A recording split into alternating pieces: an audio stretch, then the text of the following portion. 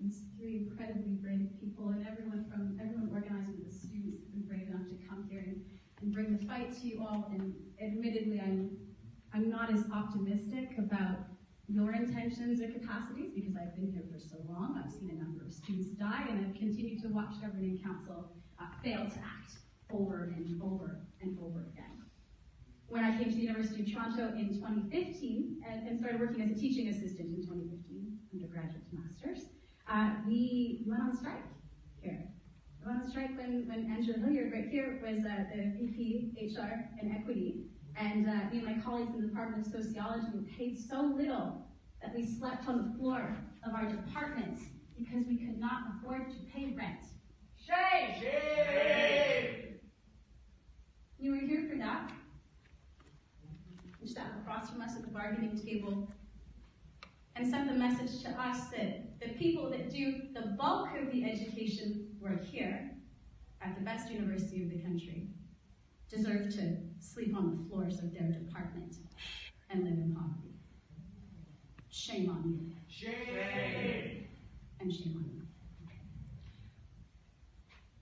I think that the students have made a really incredible point about how much money is coming into the University of Toronto. That's not something that's lost on any of you. It's been years and years. You've watched foundations like the Peter and Melanie Monk Foundation donate tens of millions of dollars to this institution for a specifically earmarked project to name our School of Global Affairs after them, a $100 million donation for a brand new center around AI and biomedical technology, while graduate students continue to sleep on the floor of this institution, while suicide and mental health continue to escalate on this campus. This really isn't a question of where the money is or if it exists, it's here.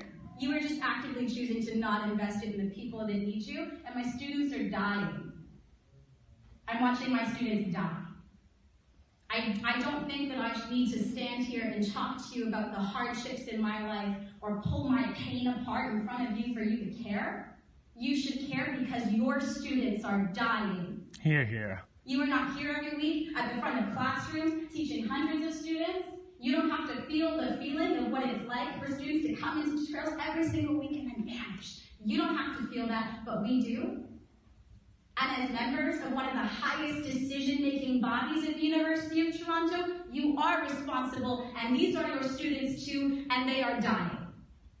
I'm not going to make an appeal to you about how much money you have. I'm not going to make an appeal to you about we're watching you, because I've been here before. I've been participating and raising these issues at the University of Toronto for almost a decade now. Governing council hasn't done anything. We've done nothing. Many of us have been in this position before, and we're proud just to stand here and support new generations to continue this fight, to continue to try and hold you accountable. I have no expectation that you are going to act in good conscience here. That's not how the governing council of this university operates, so instead, I am going to tell you what we are going to do if I have to keep watching my students die. I will find your offices on Bay Street. I will find your offices here at the University of Toronto. We will send our students, we will protest, we will make noise, we will make your lives unmanageable because I am tired of watching my students die.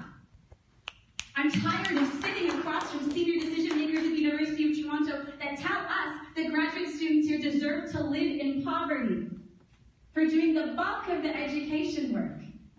Did you know teaching assistants and course instructors and precarious academic workers at this university do more than 3/4 of the teaching here? How much of your budget do you think is dedicated to us and to our salaries? 3%. Best university in the country. And your faculty, your academic workers, your graduate students are sleeping on the floors of the departments in poverty. Your students are dying. I know that you have the money. You know you have the money too. You're just choosing not to use it. I love and I celebrate the hope that these people have. I do not share that because I've been in this position with all of you before, with different iterations of this governing council, time and time again. So instead, I'm telling you that when you fail to act, because you will fail to act, because you have failed to act for the better part of this last decade, we're coming to every single one of your offices.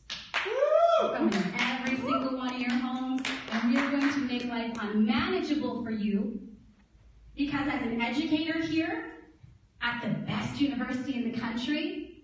My life is unmanageable watching my students die.